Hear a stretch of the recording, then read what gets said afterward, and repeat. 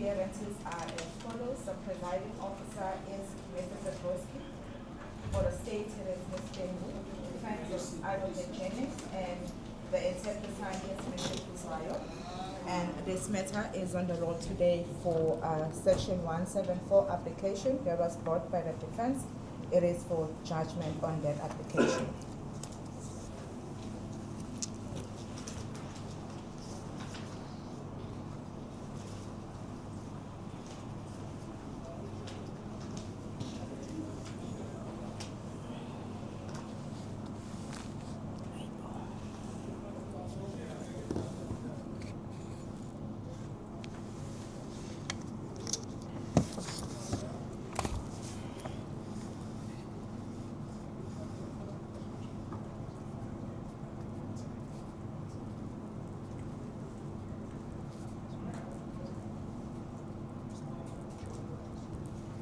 The accused may be seated in the meantime. Marshal Abans.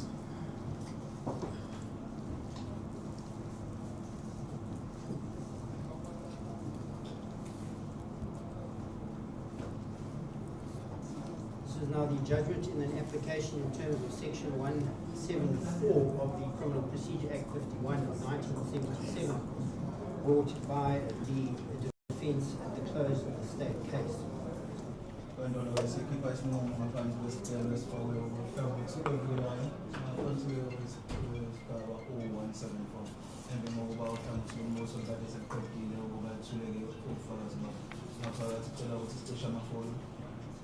Please make sure all cell phones are switched off or on silent.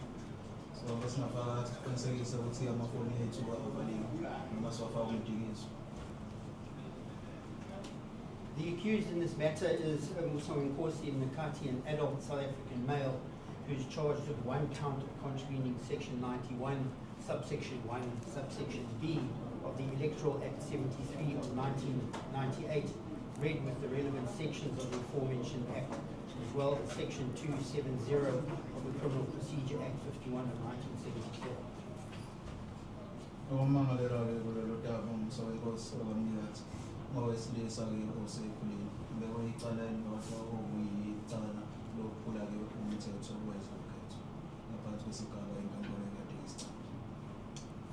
The accused is represented by Advocate A. Jennings on the instructions of Sonenge Bull attorneys and the state by Ms. Bengu. Advocate Jennings.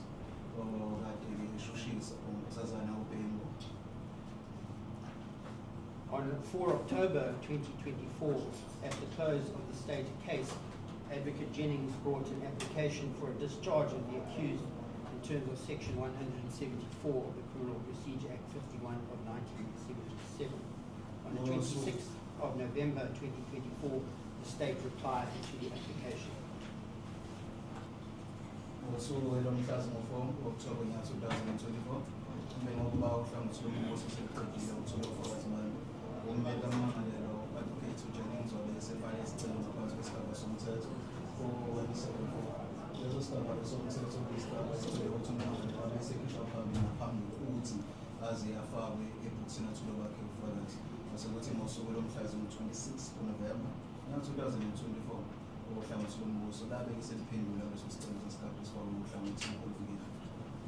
Facts pertaining to this application. The accused is alleged to have removed 4 ballot boxes from a voting station in contravention of Section 91, subsection 1, subsection B of the Electoral Act 73 of 1998.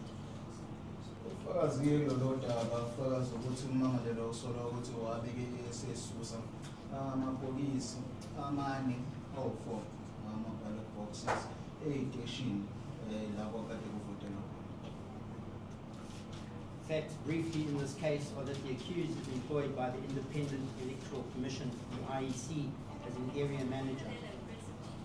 On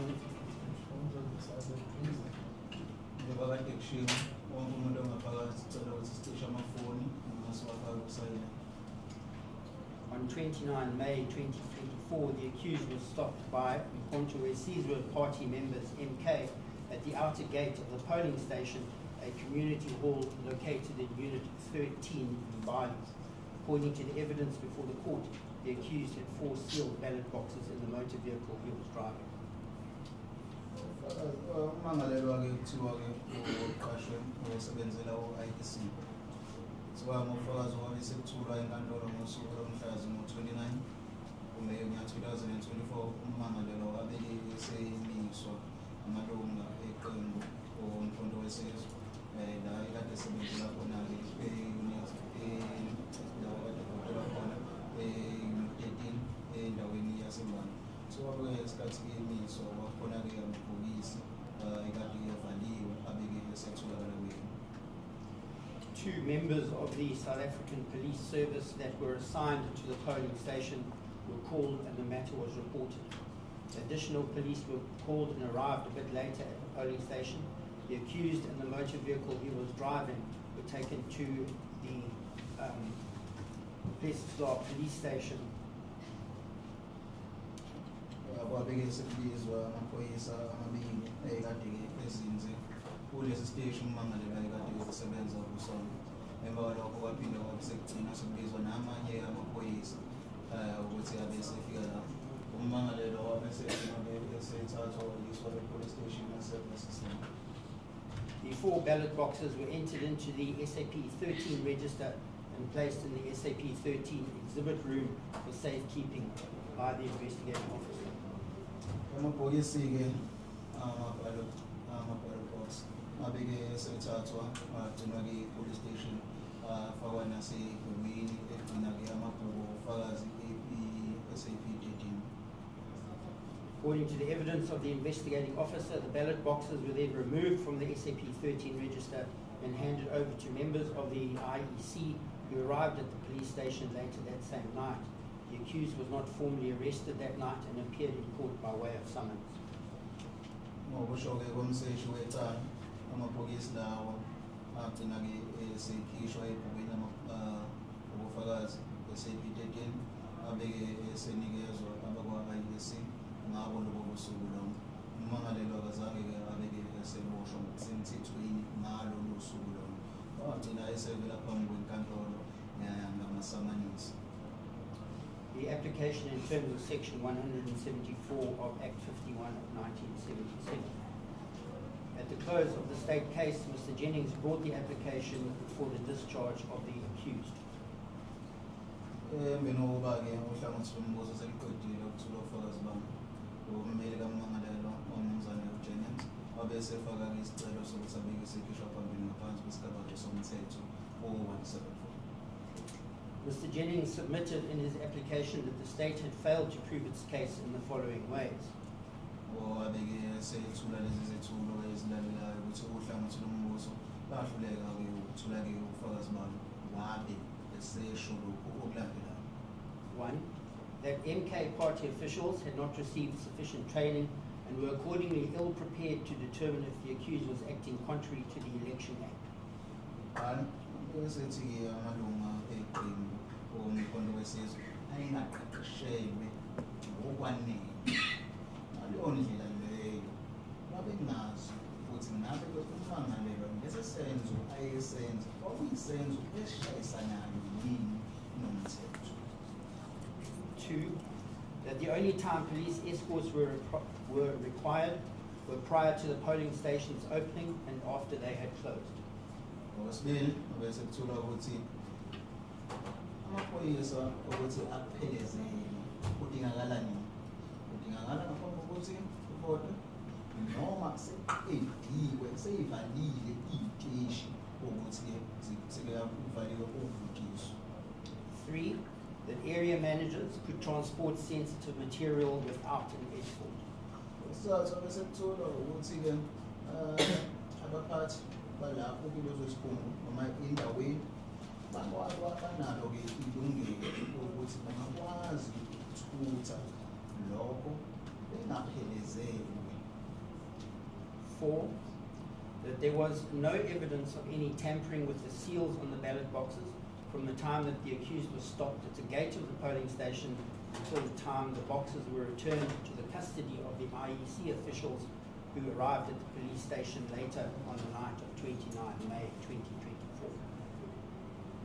phinda wabeke esethi awukho ubufakazi obukhombisa ukuthi lawo mabhokisi lawo akhona-ke ukuphazamiseka okukhombisa ukuthi ephazamisekile evuliwe sukela ngalesikhathi-ke ummangalelwa evinjwa esangweni kuze kuwukuthi amabhokisi aseyabuyiswa eseyibuyiselwa-ke abasebenzi bakwa-IEC ngobusuku bangosuku lomhla zino-29 Meyi 2024. In reply to the application by the defence, Ms. Bengu, on behalf of the state, submitted in opposition to the application that the state had placed a prima facie case before the court and that the accused should not be granted a discharge.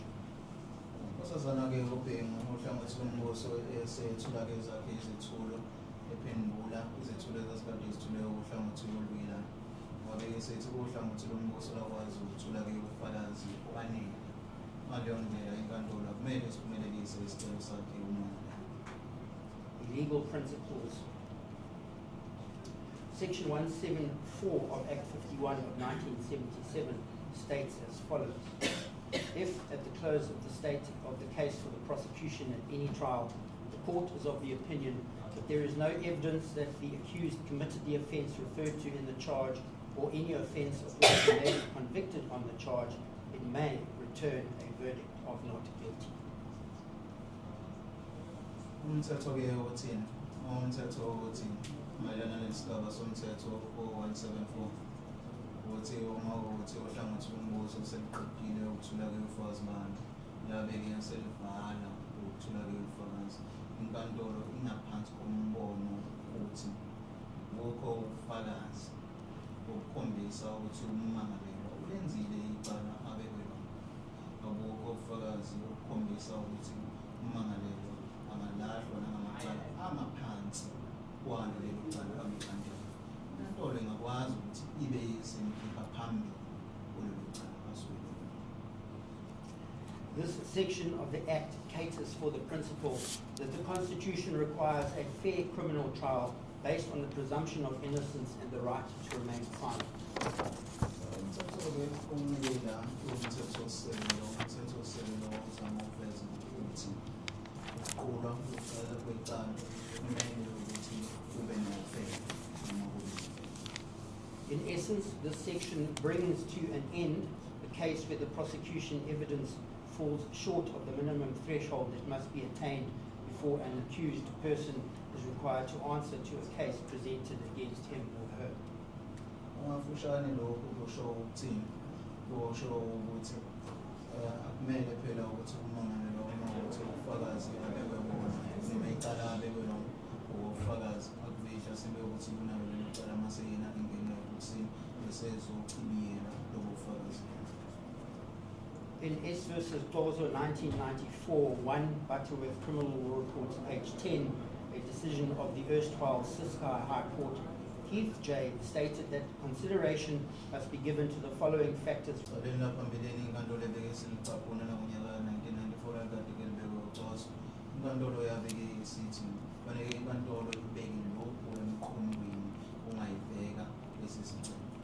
One, the innocent must not be convicted.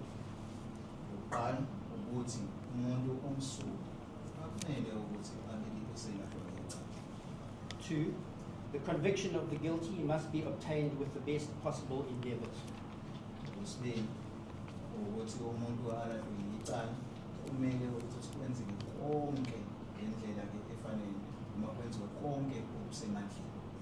Three, that the right to silence must be given effect to as far as possible.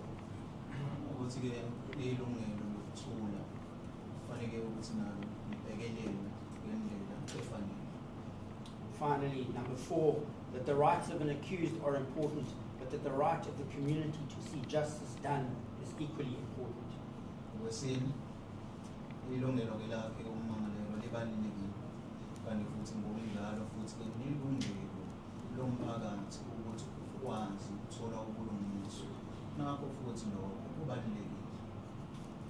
It is trite that in deciding whether or not to discharge an accused at the close of the state case, there is no specific formula that a court must follow to arrive at a decision. into eyaziwayo ukuthi ayikho awukho umthamo obekiwe ekutheni kufanele inkantolo ulandele ukuze izomele sikwazi ukufinyelela esiphethelweni esifanele. Each case must be decided on its own merits. Icala necala fanele inkantolo ikwazi ukukhipha isiqumo ubufakazi obusuke bubekwe. It is in the discretion of the trial court Kanti futhi kusemandleni ayo inkantolo le isuke ilalele icala. how this discretion is exercised cannot be prescribed to the trial court. Ukuthi ke leyo mandla lawo asetshenziswa kanjani angeke abekwa phambi kwayo inkantolo le. In essence, what the trial court must determine is whether there is any evidence upon which a reasonable man acting carefully may convict. Kafushane nje inkantolo ekumele ibeke isikhipho isiqumo khona ukuthi ngabe kukhona yini ubufakazi khona khona inkantolo uma ukuthi iyacubungula kahle ingakwazi ukuthi ibeke isimlahla ngecala lomuntu osuke elimangele. In the pre-constitutional era, the test laid out in the shipping case, 1983, volume 2, South African Law Reports, page 119B, followed two stages. Ecaleni ke la phambilini ngonyaka 1983 lakade kulelo shipping inkantolo yabeke isidlo sakhe nemithamo le emibili elandelayo. 1. Is there evidence on which a reasonable man might convict? Qala ukuthi ngakukhona yini ubufakazi okungenza ukuthi inkantolo ecabanga kahle ingakwazi ukuthi le simlahla ke ngicala lo. And 2. Is there a reasonable possibility that the defense case might supplement the state case? Okwesibili ukuthi ngabe kukhona yini izathu mhlambe ke esikhona esingayenza ukuthi inkantolo ibone ukuthi ubufakazi bohlangothi ofikelayo nawufakazi ongabe semsetshenzisela ukuthi ube sekuyela ubufakazi bohlangothi lombuso. If the answer to the above two questions was yes, then a court should refuse a discharge. Uma ukuthi impendulo leyo mbuzo imibili kuyebo kumele ukuthi inkantolo ke ibeke isicikithi leso sicelo. The shipping case set the standard for the inquiry in the pre-constitutional era. Oqala ke icala ke lapha phambili ngaphambi kokuthi size singene kwenkululeko. However, in the constitutional era, the test in shipping has been subjected to much scrutiny and was found not to pass constitutional muster for reasons that were set out in the case of S versus Lubaksa, 2001, volume 2, South African Criminal Law Reports, page 703, a decision of the Supreme Court of Appeal. Kepha ke sesifika ke esikhathini somthetho osisekelo loyo umgamo kade ubekiwe kulelo cala lika-shipping kwabeke usufakela ke izibuko kakhulu ecaleni langonyaka ka-2001 ecaleni lalikade libekwe ukubamba. The Supreme Court of Appeal came to the view that an accused must be discharged at the end of the state case if a conviction would only be possible if the accused were to testify and incriminate himself. Kwelinye ke kulelo cala lelo inkantolo yabike isithi imangalelo kumele ukuthi abike isikhishwa phambili uma kuwukuthi lobo bufakazi lobo uma uhlangothi lombuso eliqedile ukuthola ubufakazi kepha umangalelo angalahlwa ngecala uma kuwukuthi usengene lapho ebhokisini lelo uma ezimadanisa ke nalo lelo cala lelo. This effectively means that if the second leg of the inquiry in the shipping decision were to be applied, it would go against the sections 10 and 12 of the Constitution, which are the rights to freedom and dignity. Lokho kusho ukuthi uma ukuthi nomlenze ke kwesibili uyalandelwa kuleli cala leli lika-shipping wakuzobeke sekuhambise ukuphikisana nezigaba ke zomthetho osisekelo yesigaba ke seshumi nesigaba ke seshumi ke nambili. Any prosecution should only be instituted on the basis that the prosecution has a reasonable and probable cause to believe that it will be successful in a prosecution and that the evidence at the disposal of the state points to the guilt of the accused. Abeke ubani ngokushushiswayo fanele ukuthi kubeke sekushushiswa uma ukuthi uhlangothi lombuso kubona khona-ke amathuba azokwazi uma sekuqedile mhlawumbe umbuso uthole ubufakazi khona amathuba ukuthi azokwazi ukuthi ummangalelwa uzolahlwa-ke icala. So simply put, if the only manner in which the state could secure a conviction of the accused was by the accused incriminating himself, then a discharge must be granted at the close of the state case. Ukubheka nje kube lula uma kuwukuthi uhlangothi lombuso lincike ekutheni oyiyona ndlela ummangalelwa angase alahlwe-ke icala ukuthi kufanele asangene ebhokisini azimadanise ngecala ukuthulo bakhe ubufakazi kumele ukuthi-ke isicelo sakhe sokukhishwa phambili ngaphansi kwesigaba 174 sibe sesiphumeleliso.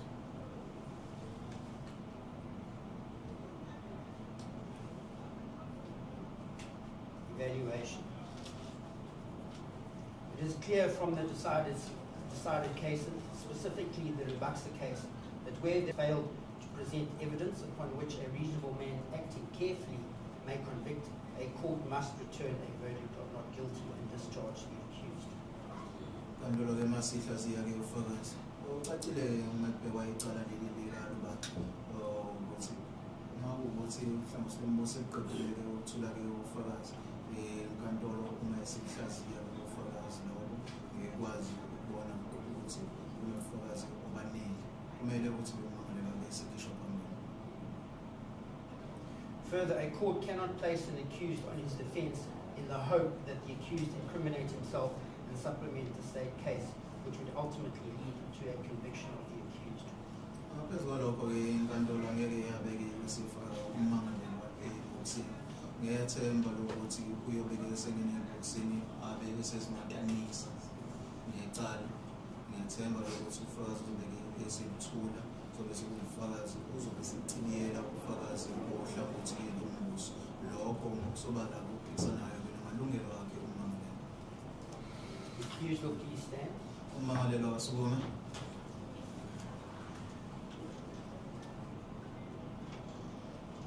In the view of this court, the state has provided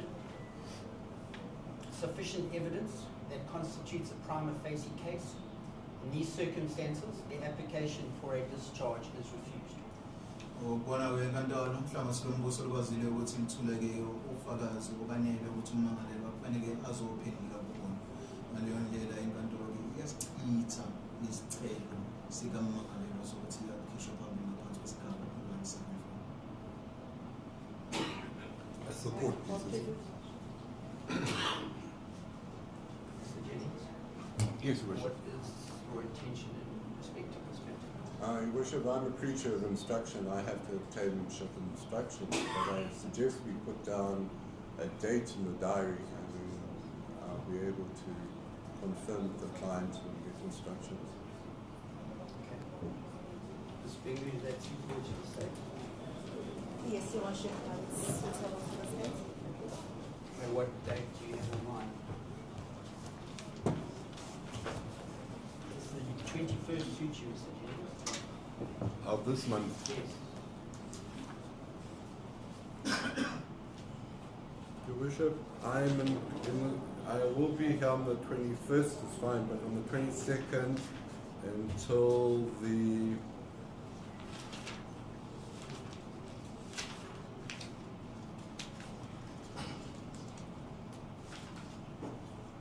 28th, I have a trial matter, but I can be here on the 21st. All right, well,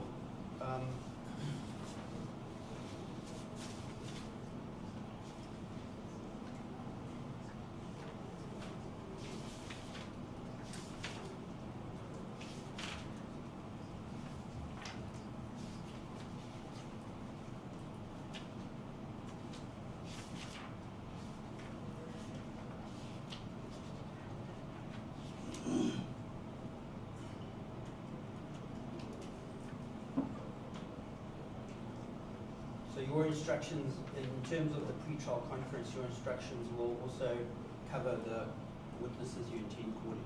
That is correct. I have to just obtain instructions. Well, in that case, then can we put it down for the 22nd in order for you to, Your Worship, on I mean the the 21st, I beg your pardon. 21st will be fine. Yeah, for you to obtain instructions and then inform the court as to how you're going to proceed with the defense case. That's important. That's important to say. Dates will be suitable to the states as well, Your Worship. Thank you, Mr.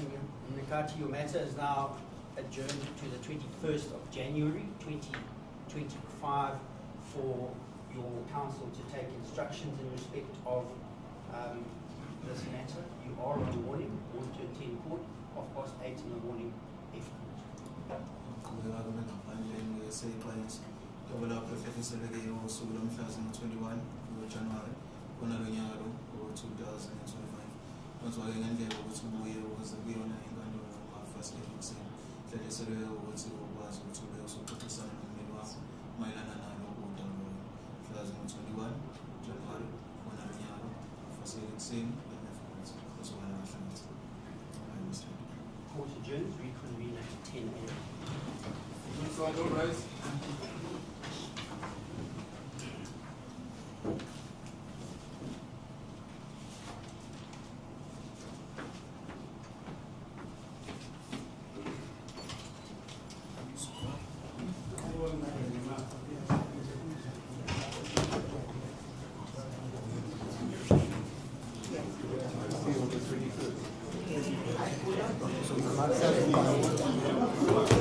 Yeah, take me back.